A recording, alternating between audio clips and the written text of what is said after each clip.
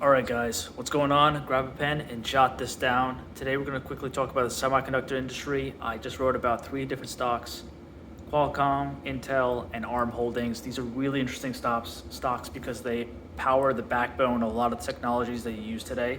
Qualcomm powers almost all the smartphones. You've seen them in the chips. Think about the wireless technologies.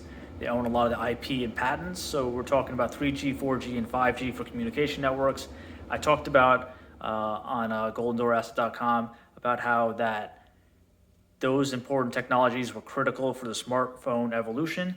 Now it's more critical for the autonomous vehicle evolution. And what's going to be most important is the commute is going to increase for cars, and then it's going to increase to compute in the car and then send the communications across different devices. That's really important.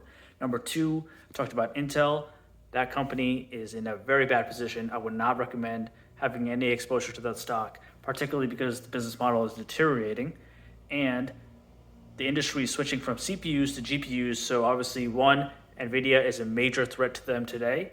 Number two, a lot of the foreign entities that are in semiconductor, particularly the foundry businesses, think Taiwan Semiconductor, and then a couple of other names like Samsung Foundry, Sony Foundry, all based in Japan, Singapore, Taiwan, and South Korea.